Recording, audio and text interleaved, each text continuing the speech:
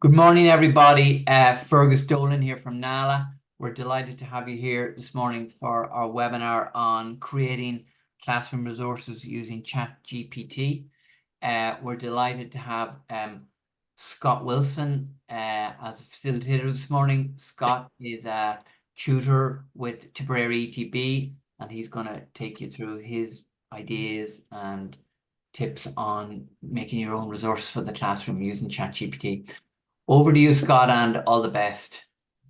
Cheers. Thanks very much, Fergus. I hope everyone can hear me. If anyone's not hearing me, please mention it in the chat. There will be people monitoring the chat channel, so if you have any questions, please put them in there. We'll get to as many as we can. During the presentation, just please leave your mics off because there's quite a few people coming in, so it'd be just difficult if everyone's talking at the same time. So just use the chat channel, and there's a couple of people, Fergus and Donald, there monitoring that chat channel to recording in progress. Keep your questions going. All right. I'm getting feedback from someone's mic, I think. Is that right? Yep. All right. Very good. Thank you. Okay, so we'll get cracking. Today I am talking about the free version of ChatGPT. So this is the version that you don't have to pay for, but you do have to sign up for. There is a paid version, obviously. There isn't a lot of difference between the two, but today we're just going to be talking about the free version. Before I begin, I'd just like to also acknowledge my colleagues at the Adult Literacy Service in Tipperary ETB, and also the attendees at the NALA conference from 2 weeks ago, who have inspired me and given me ideas, more ideas for this, what you can do with ChatGPT. It's certainly an ongoing journey for myself and probably for the developers of ChatGPT too. So we just with this presentation, I'm just going to have a few, just a couple of slides here, just to sort of introduce ChatGPT and just give a overview of it, and then after that, I'm going to flip over to ChatGPT itself, and we'll do some live demonstrations. Okay, so ChatGPT is developed by an organization called OpenAI. OpenAI is what they call a capped profit organization, so whatever that means. But what it does mean is that Microsoft, Google, and at one stage Elon Musk, but he bailed. They're big investors in the OpenAI, and so a lot of the technology of ChatGPT and other AI technologies has gone over to those organizations as well, Microsoft and Google particularly, and I'll talk about that in a little while. I think what's really important that we concentrate on with ChatGPT is we talk about, as it says there, if you can see that on the screen, it's a dialogue. It's about a conversation. ChatGPT is actually a large language model, and its purpose is actually to learn words, learn sentences, learn phrases, learn context, learn meaning in the language that we use. That's actually what it's set up to do and is currently doing. I think we should sort of stay away from the AI bit. It's sort of a bit like, you know, driving a car. We can all drive a car, but we don't know how it works under the bonnet. And it's a bit like that for me with AI. I'm certainly just a user of ChatGPT. I don't really know much about AI, except to see it and think that it's very clever. So ChatGPT, the clue is in the name. It's about chatting. So ChatGPT is available online at the website that you can see there, chat.openai.com. All you need to do is you need to sign up, and you need to sign up with an email. We did have an interesting question from the NALA conference. Someone asked if you can use your organization's email. And that would be something worth mentioning to any managers or line managers about that, if they're okay with their email being used. I don't think there's anything necessarily nefarious about why they want your email. It's just to stop people just openly using it and sort of bombarding the system. And as you can see, you can also use your Google login, Microsoft login, etc., and things like that. ChatGPT is available in an app now as well. It's available on for iPhones and Android, but do be wary of knockoffs and other apps claiming to be ChatGPT, because it wasn't an app for a while, but I think since about mid last year, there has been apps available on both platforms. And the key is to look for the icon, which you can see the white icon there of the interlinked circles or whatever it is. Just a few things that I find ChatGPT most useful for, and some warnings as well. ChatGPT for me is a great time-saving tool, and it doesn't necessarily create anything like brand new or that's like you've never been seen. We're all educators. We can all create what ChatGPT does. It's just that ChatGPT does it really quickly, and so it saves us a lot more time, and therefore in the next point, it allows us to do more individualized content for learners, and we'll see some examples of that as we go along. It isn't the all-knowing, all-doing, singing and dancing silver bullet of education. It has limitations. It is a machine. But it has enormous capability too. And once you start using it, and again, going back to that conversation and having conversations with it, you'll see ways that you can work with it and manipulate it to do what you want to do. And lastly, it's my little bugbear is fact checking. We would have heard lots of things about, oh, ChatGPT gets loads of things wrong and it's crazy. People are bringing things into classrooms and it's all wrong. Well, my take on that is, as educators, if we're taking anything into a classroom from any source, whether it's the internet, AI, from a book, from wherever it might be that we haven't fact checked, we're not doing our job properly. So, of course, there's always those issues, and it's up to us to bring in material that's appropriate for our learners. All right, I think I'm just about ready to go over to ChatGPT, and let's see what it can do for us. So I'm just going to flick the screen over, hopefully. We shall see. I'm not a great user of Zoom, so you'll have to excuse me if I mess it up. Where am I? Here we go. I think this is it. Okay. Yeah. So ChatGPT. Hopefully everyone can see. Can everyone see that? Yeah, we can see that screen now. Thanks very much, folks. Excellent.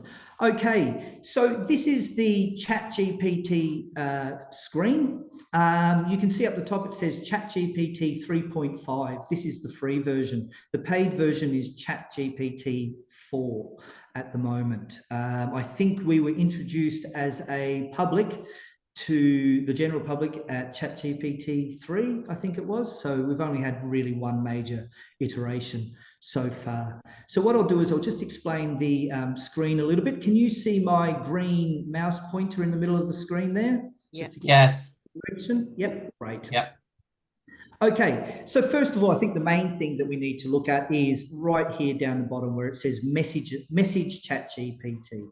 This is what they call the prompt box, okay? So again, it's a word that you'll hear associated with ChatGPT is prompts and writing prompts and doing good prompts and changing your prompts and whatever.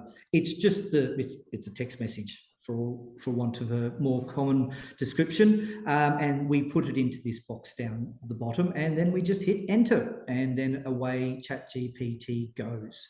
Up on in the left panel, in the black panel, we have basically different chats that I'm currently having with ChatGPT. You can create new chats with using the edit button up.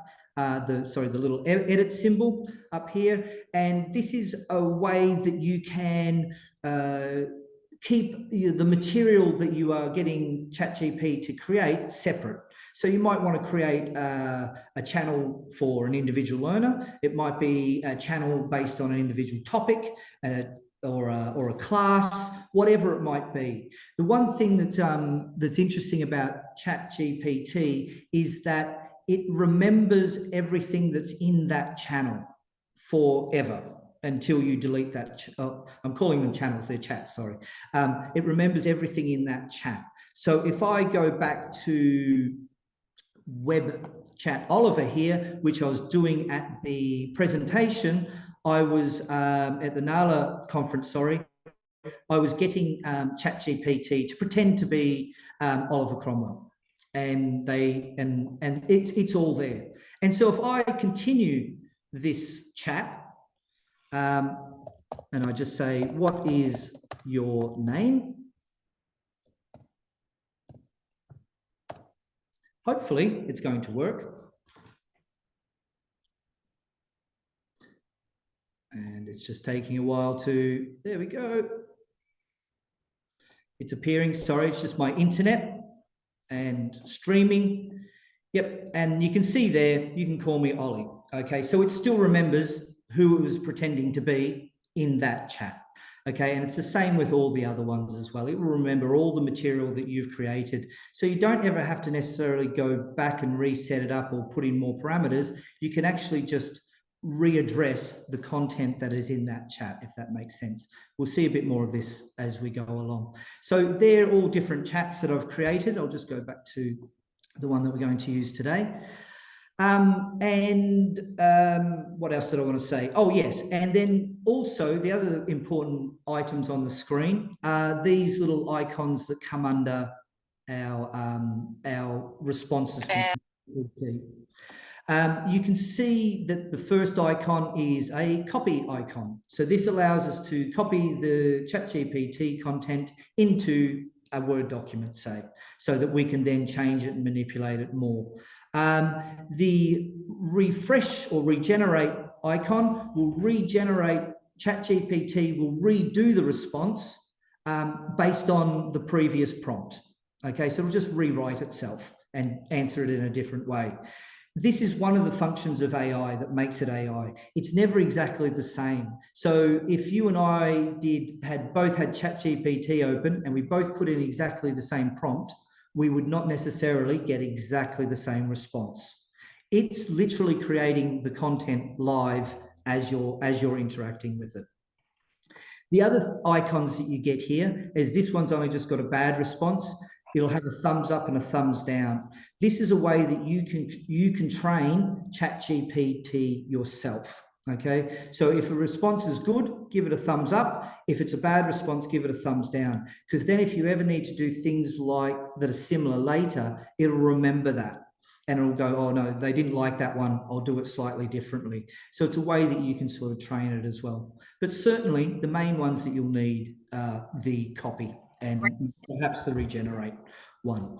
All right, so what can we do with ChatGPT? Well, we can do a lot of things with ChatGPT, and I'm just going to be dropping in some prompts. Now, I suppose I should say, I forgot to mention before, there will be resources available. I have a link that I'll show later, and also I'll get Fergus to pass it around as well. It's a Padlet with some resources on it, and what's also on it is the prompts that we're going to use today. Sorry, my head's just getting a bit stuck. Yep, so we'll be using all the prompts that we use today. I'll have up online as well for you as well, so you can repeat the experiments yourself if you wish.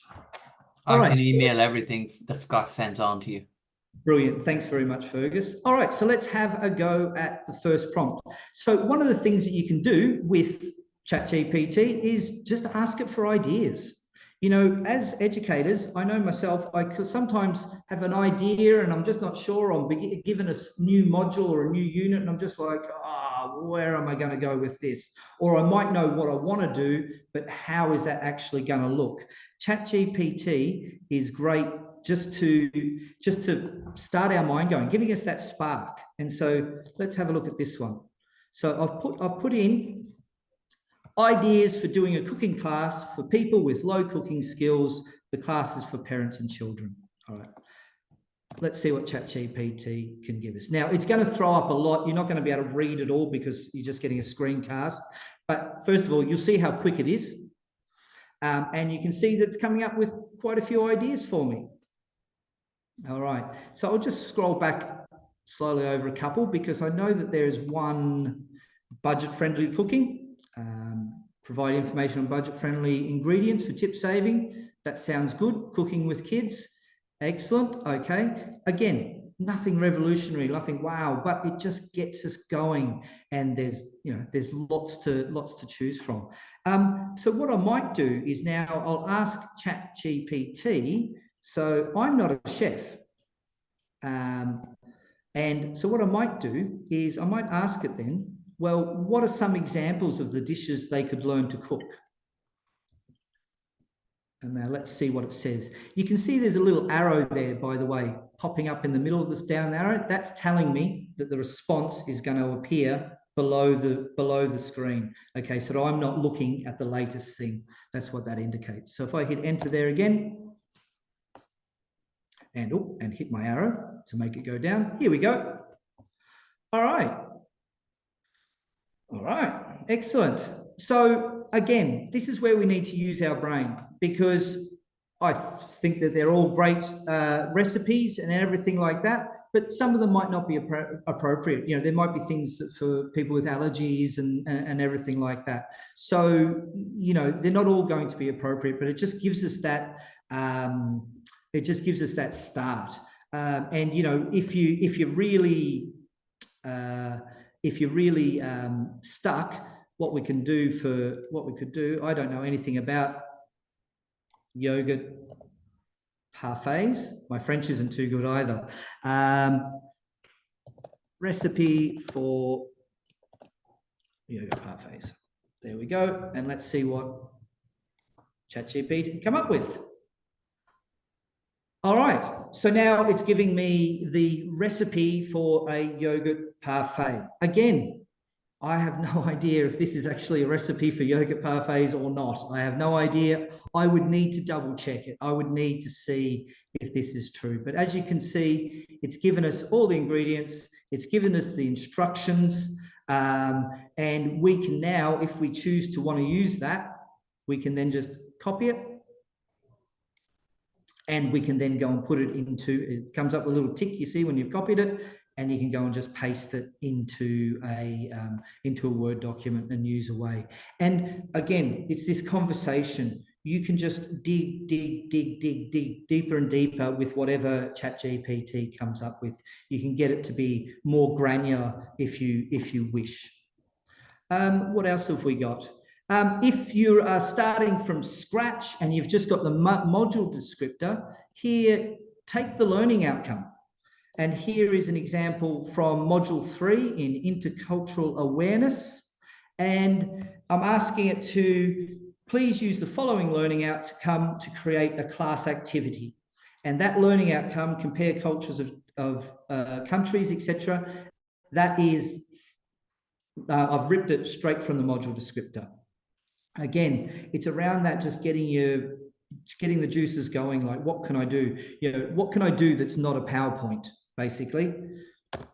Scott, there's a quick question there from Itzar saying, will it copy only the last response? Yes, good question. So it only, well, yeah, sorry, I'll show you in just a moment. So there's two things there. So yes, that copy icon is for that response that it's at the bottom of.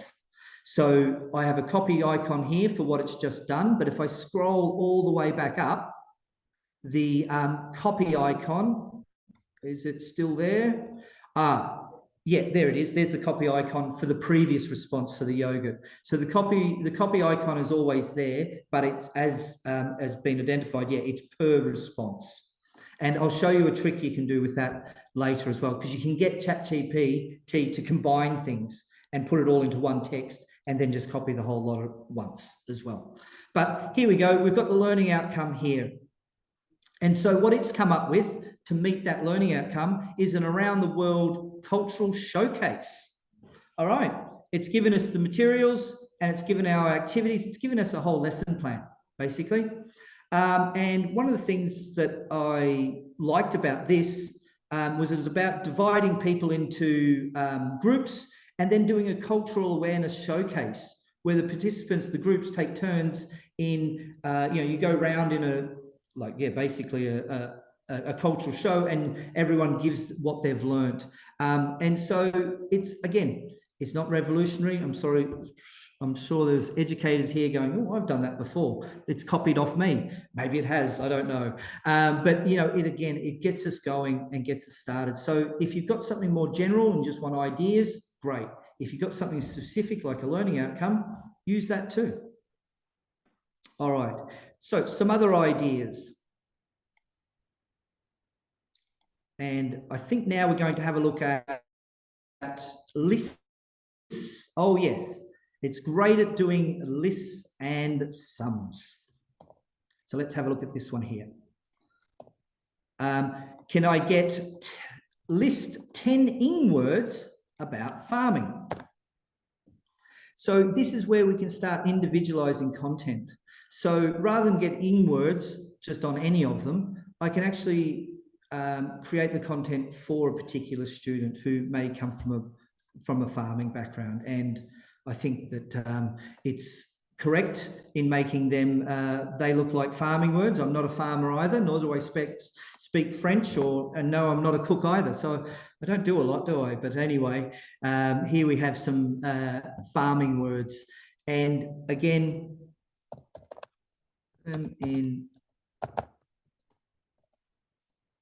put it in alphabetical order.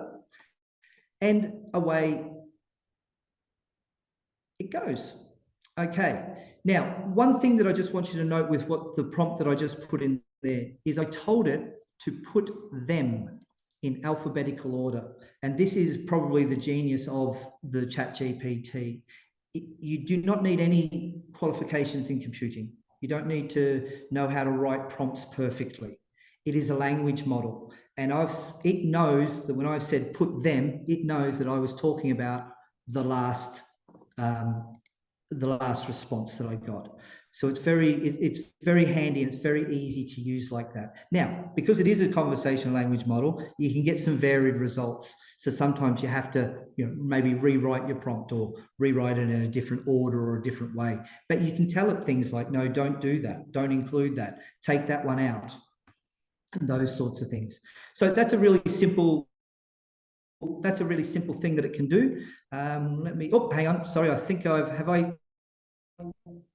did I do something there, Fergus? And are we still looking at? We're still on the cultivating, fertilizing.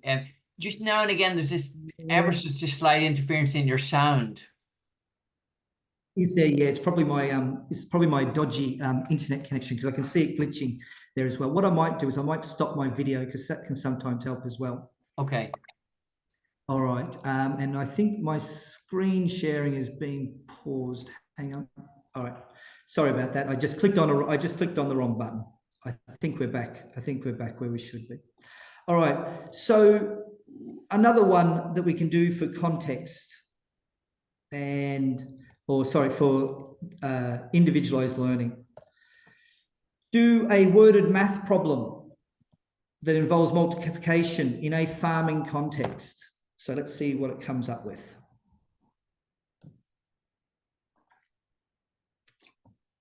Okay, a farmer has 5 fields. Oops, sorry, it's gone. Yep. Oh, there we go. Look, and it even showed me the working out. Fantastic, and I didn't even ask for it. Farmer has 5 fields, and each field is planted with 12 rows of corn, etc., etc., etc. And then it's also written out the solution for me and given me the answer as well. So again, we don't have to just do maths out of the textbook. We don't have to just do endless repetitive sums. We can individualize it to someone's areas of interest, their background, which is really handy. Let's move along. Scott, Thomas just put in a good comment in the box saying, also worth mentioning that it can create data sets. Okay, right. Okay, very good. Well, there you go. Excellent. So, yep, fantastic. So, it's one area that I haven't experimented a lot with ChatGPT is the whole how far it can go with maths and stuff like that. But that's great to know. Thanks very much. And sorry, Scott, Niall is asking, can you choose British English? Yes, yes, very good observation. Well done. Because ChatGPT was developed in the center of the universe in America, of course. So it does spit out stuff defaults to American English, but you can change it. Just tell it, don't use American English, and we'll do that in just a little bit. You're just ahead of me. You got there first. Very good. Okay, so another little quick and easy one is, again, this will be popular with everyone. 5 multiple choice questions on Conor McGregor fights. All right, let's see what it comes up to. I didn't realize that ChatGPT was a fan, but sure, there we go. Have a look at that.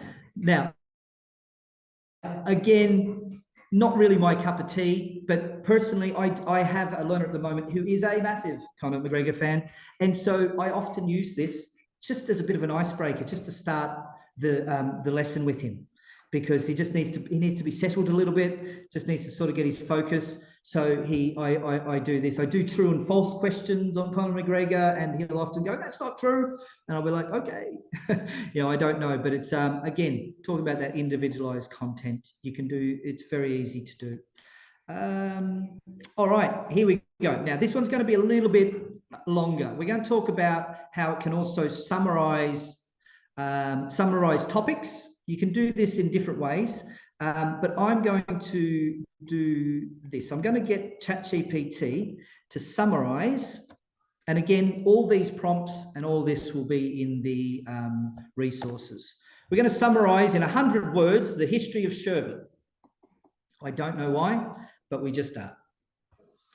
And there you go. It's done it in 100 words. So this is good, if you're doing, comprehension exercises, and you just need something quick. Or again, if you've got someone who's got a particular interest, you can get the summary done on that particular interest.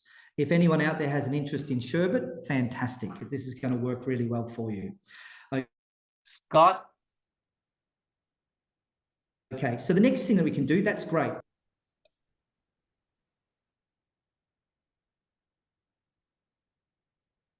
Hello, Scott. You're breaking up on us there. We lost you Yes, for a Fergus, minute. was you all right? Can you hear me? You were breaking up with us there. We Henry? just lost you for a Sorry. second. I've got a question from Megan. Okay. I teach ESOL. Can I have a conversation with my students, i.e., does it have audio?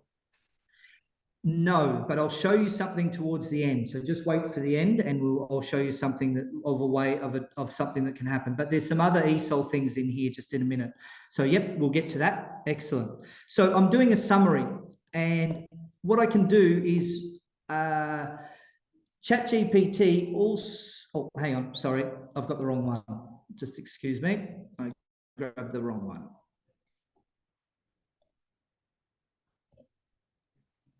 Quick question there, Scott. Is that also knows the Cepher levels. So I can get it to rewrite that summary at A1 level. And same summary, just in a little bit more simple language. And we can see here that sherbet, sweet and tangy dessert, and down here, sherbet has a long history. So it's done it down into an A1 level.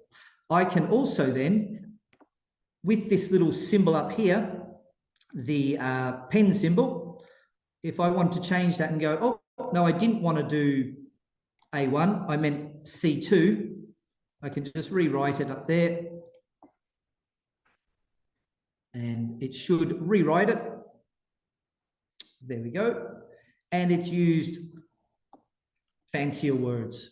Okay, so again, you can individualize the content for different literacy levels as well. And then what I can do after that with the same summary, I can get it to make the comprehension questions for me. And now I'm going to get it to create 5 multiple choice comprehension questions from C2 summary and provide multiple choice answers with 3 alternative words. Let's see what happens.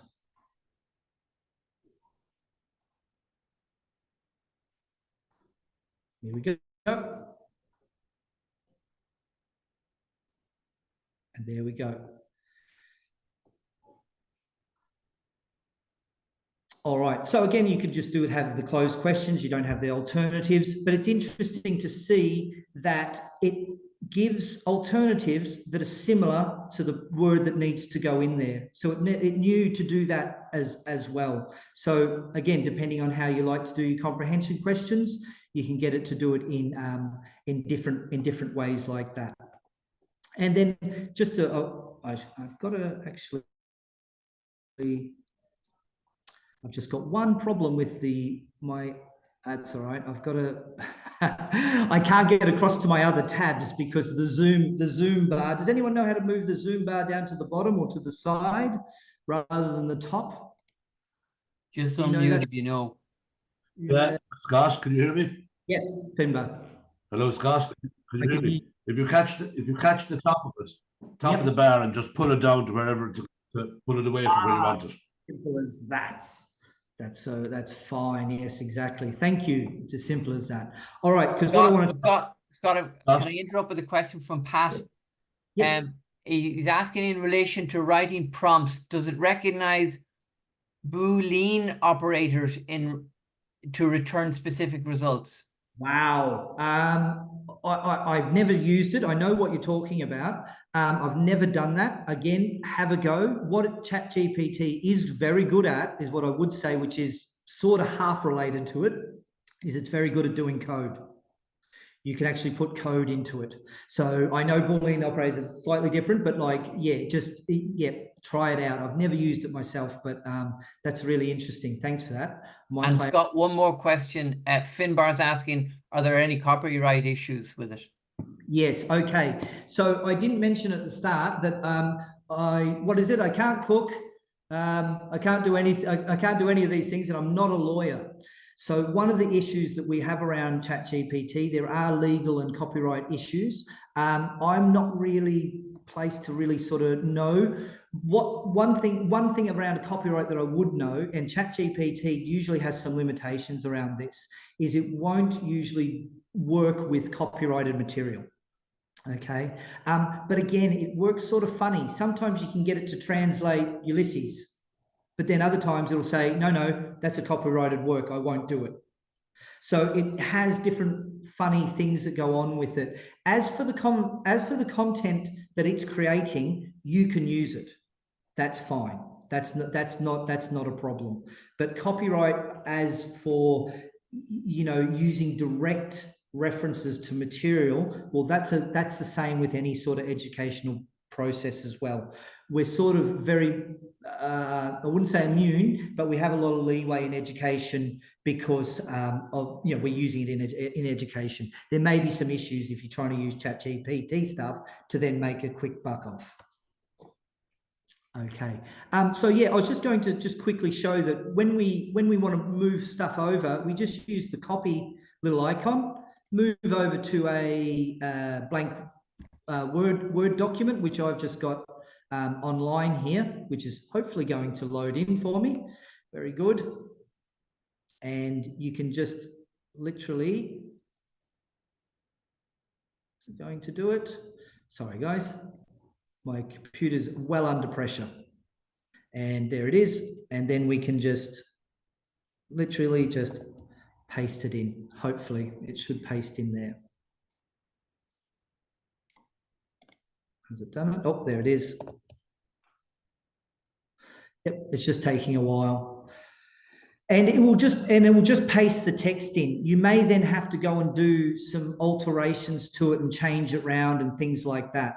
But it's taking forever to do it. I'm not going to worry about it. Sorry about that. My computer's just going too slow. So we'll just go back to ChatGPT because there's still a few things that I want to show, some other demonstrations that we can do with it. So we'll just get on with that.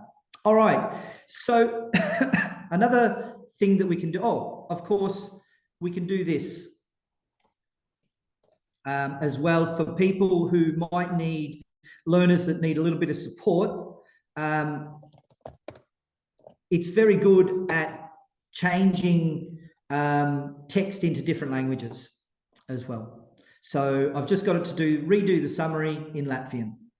I don't speak Latvian, so if anyone is a Latvian speaker, they can confirm whether that makes sense. But what I have done, though, is I often will copy this text and then go put it in Google Translator to see if it's, you know, accurate enough. And yeah, it nearly always is.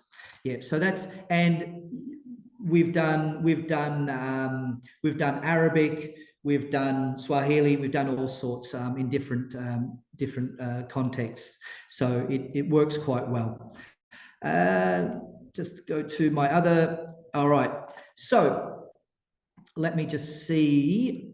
All right. So you might have a specific task that you want it to do, or that you want to create. And again, for time saving, you just don't have the time to get it together. You can put in a prompt like this. Use the C2 summary to create an activity for Microsoft Word users that has 10 edits using the functions in the first 3 command groups of the Home tab. I apologize for anyone who's not a Microsoft Word user. That won't make any sense whatsoever. Okay, but this is about getting the users to use some of the functions that are in Microsoft Word. And if I hit the enter on that, away it goes. And it gives me all the different steps that it wants to do, and away it goes.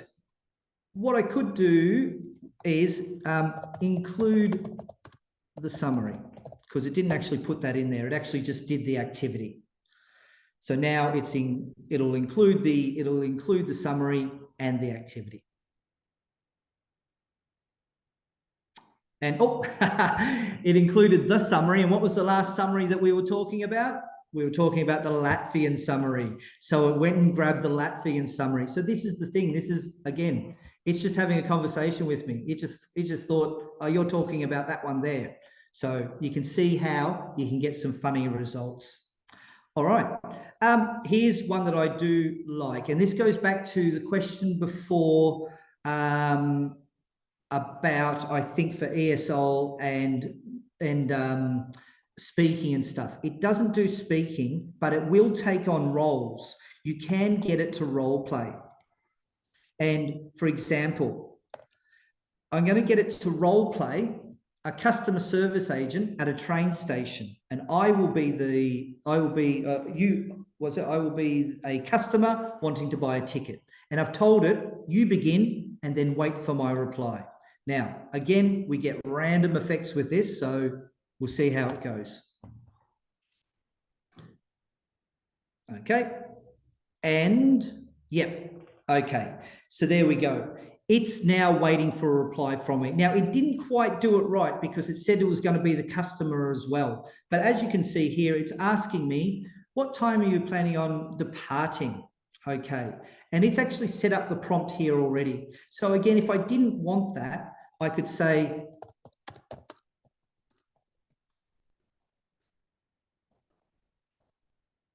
customer. No, I will be the customer.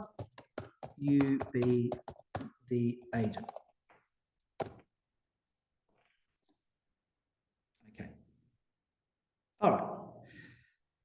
It's still done it. So there you go. So you can play around, you can fiddle with it, you can get it to drop that out. But anyway, here we go.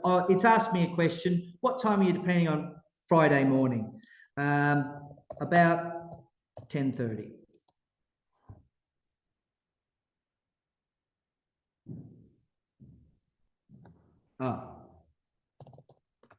Return, please.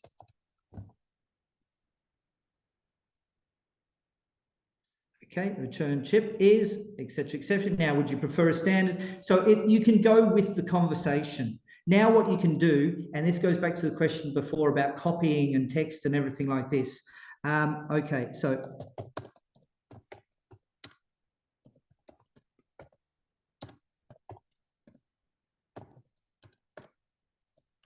to a text. So I asked it to combine the dialogue into a text. So now it's now put what I said, and well, it's added some there as well, but it's put it all into one dialogue. So you can be working with somebody and you can get them to reply and to have it come back and then get it, and then you can put it all together. And now you can then do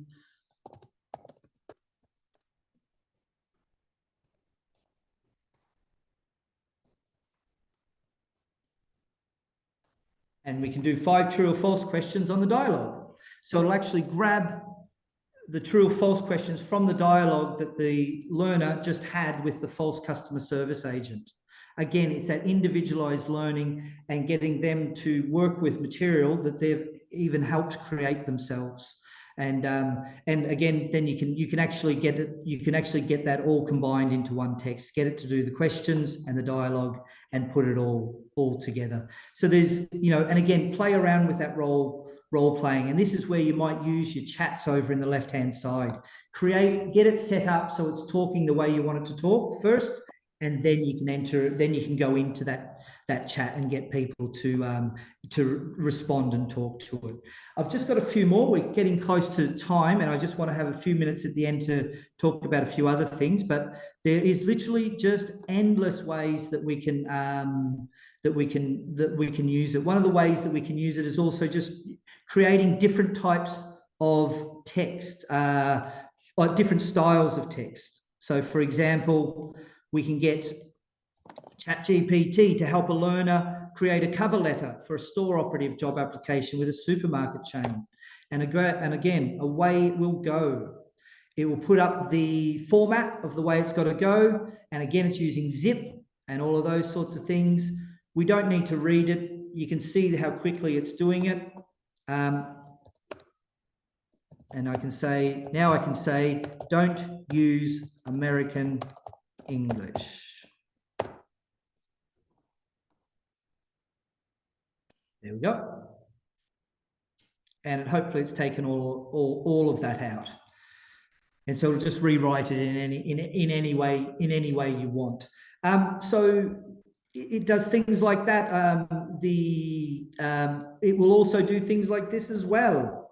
And this may be something that people want to use when they're creating text. It'll do a best man speech for a groom who was a mechanic and a bride who was a nurse, but make it funny, because I'm not funny myself. So let's get ChatGPT to do it for us. So look, it'll be anyone's guess how funny that is. But again, you can try it out. It can be quite witty sometimes. So, and again, this is a great help for, and I've actually had a couple of learners, and I know I think it was a colleague of mine who was doing the same thing, had some learners that needed help doing exactly this. They didn't use this speech in my case, they didn't use this, but they certainly used it as the basis from which to work from. It gave them the form, it gave them the ideas, and away they went, and it was great. All right.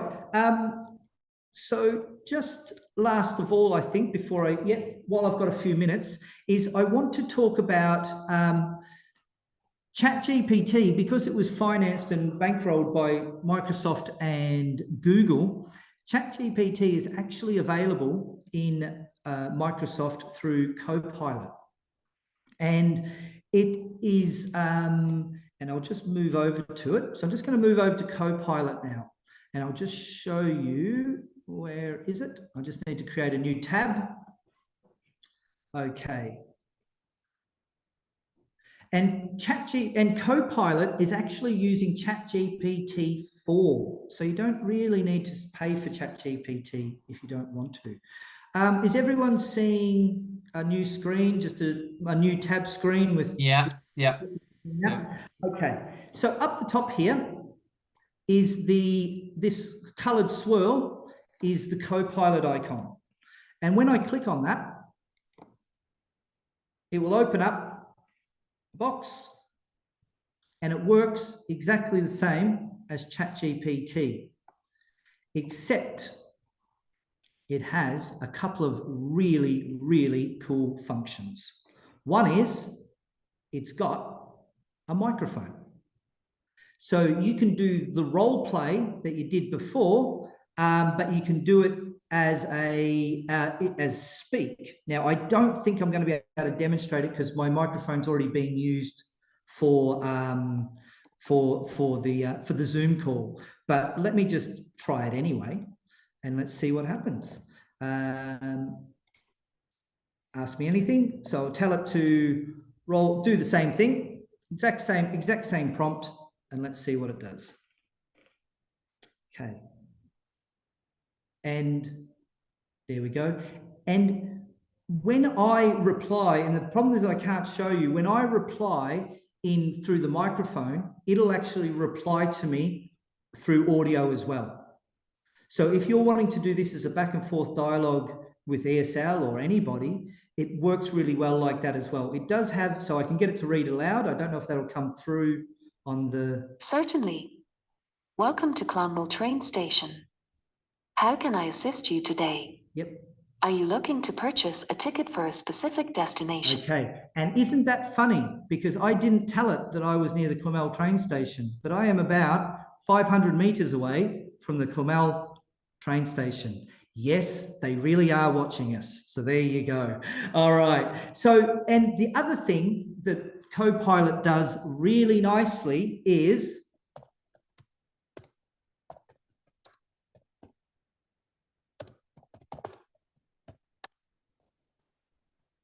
it draws pictures. And so it'll wait. You just have to wait a minute. It'll just, because it takes a while. When you see this icon coming up here, it is drawing.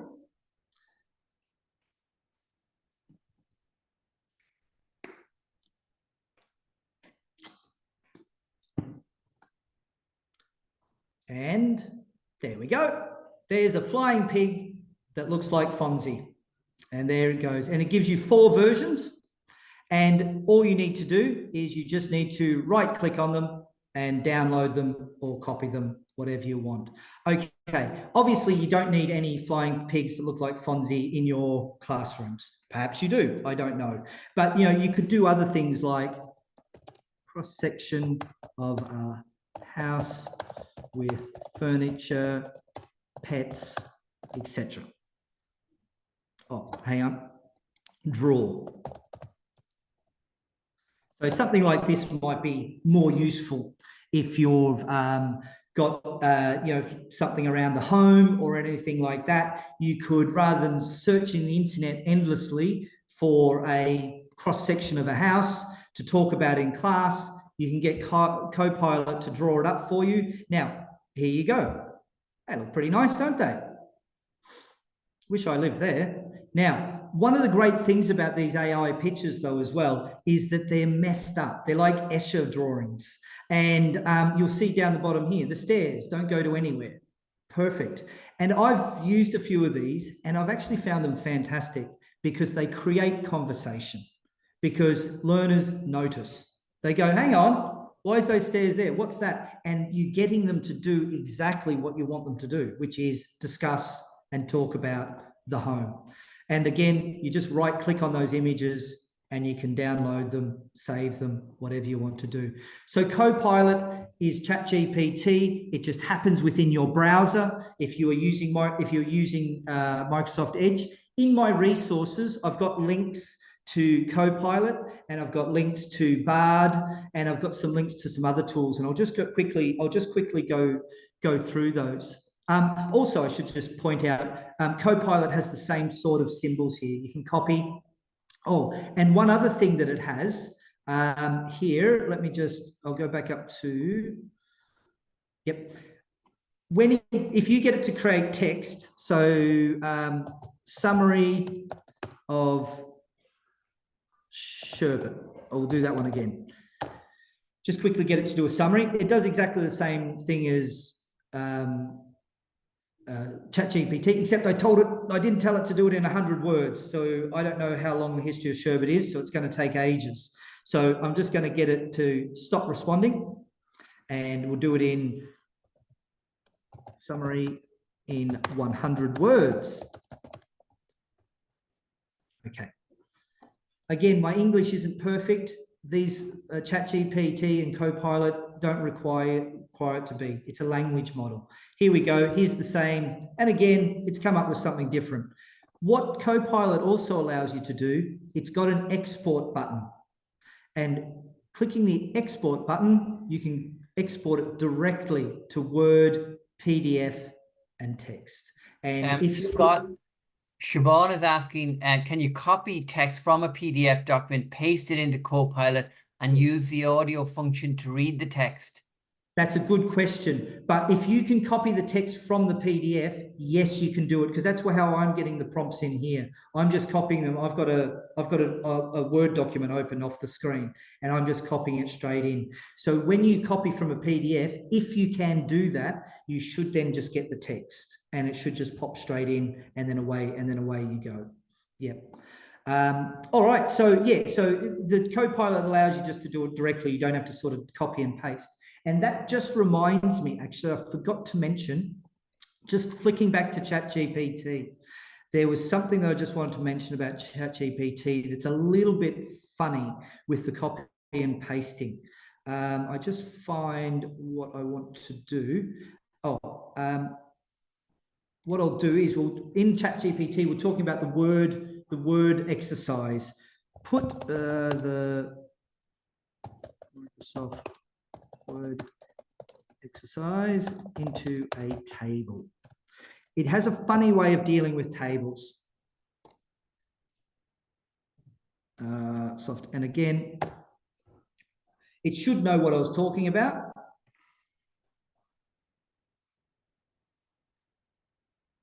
Okay, and it's putting it out like this first.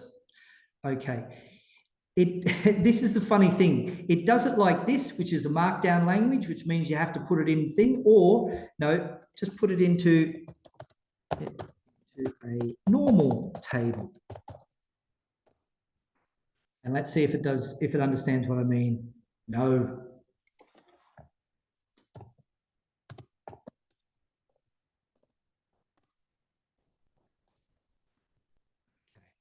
No, not markdown, draw the table. I'll see if it'll do that.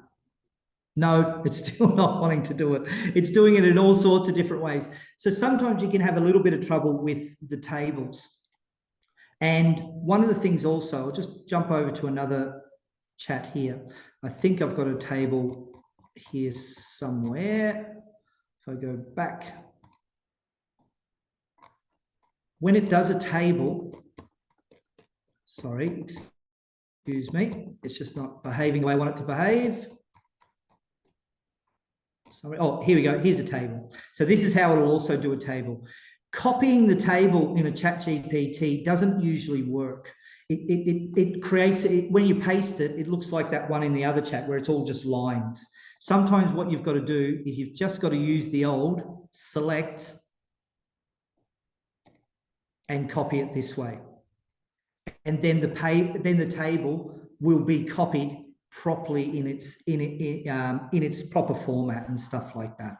So just be aware of that as well. Again, it's about just having a go and just mucking around and seeing what results you get, because it is an AI in that way that you can get different results.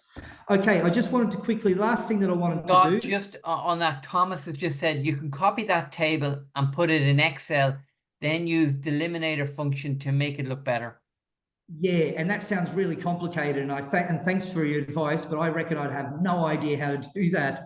And so, yeah, exactly. And so if you know how to do it when it's that markdown table, great, do it. Otherwise, just try changing your prompt to see if you can get a better result, because it will do up a normal table. Just sometimes it just wants to be a little bit temperamental about it. As well. All right. So just the last thing I want to do, some of these resources. Here we go.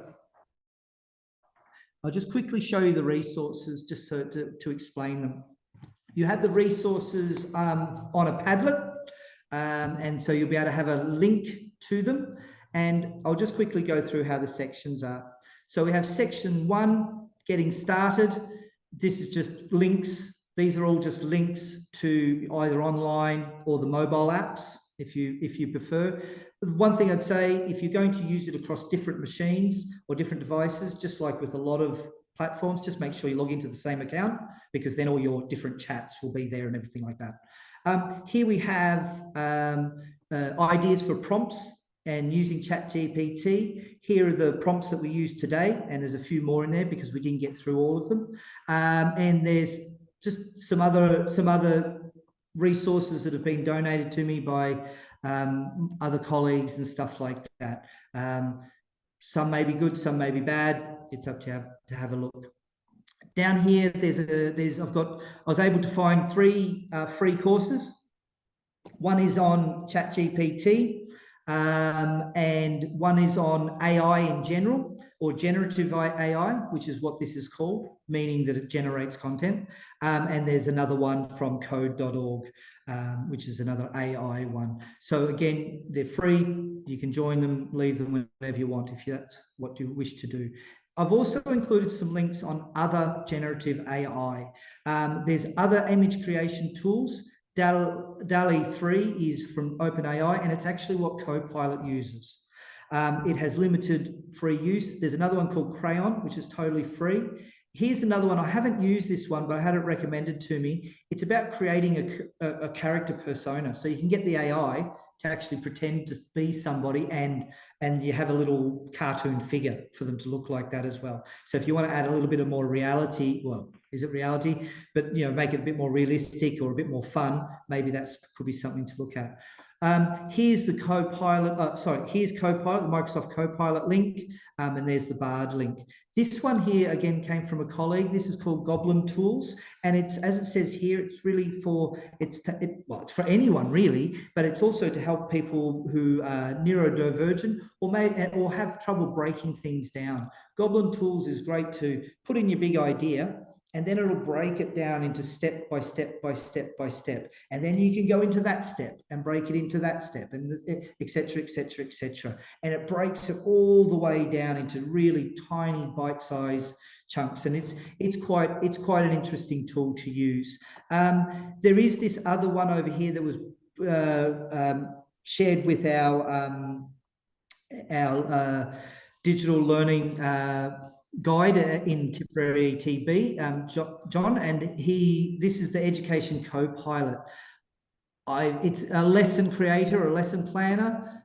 I've used it, not mad on it, but it could have improved. So again, have a look at these yourself and judge them as you see fit.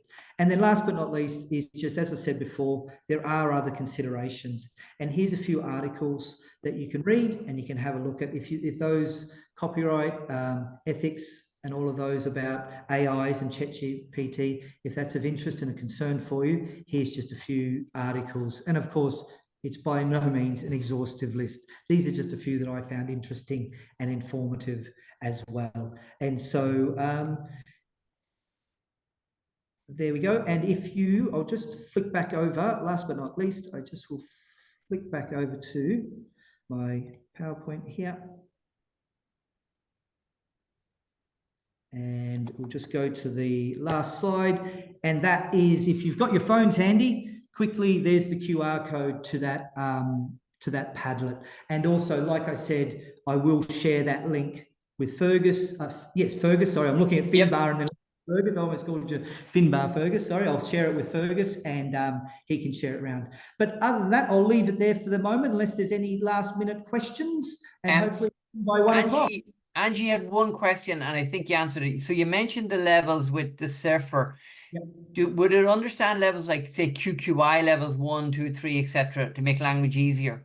Yeah. Now, again, it does. I asked it just the other day, do you understand the QQI levels? It said yes, and it actually listed them all out. I went, oh, well, gee, that's very good. Yeah, and one of the prompts that I didn't get to do was actually creating a marking guide using QQI level 5, and it will actually create a marking guide for you with the appropriate, appropriate categories and things like that. And so, yes. The short answer is yes, but again, like everything, you do need to check it because it is just creating information from what it's been fed, and particularly with the version that's not free. So the version that's free that we've been experimenting with today, I think its knowledge base is only up to April last year.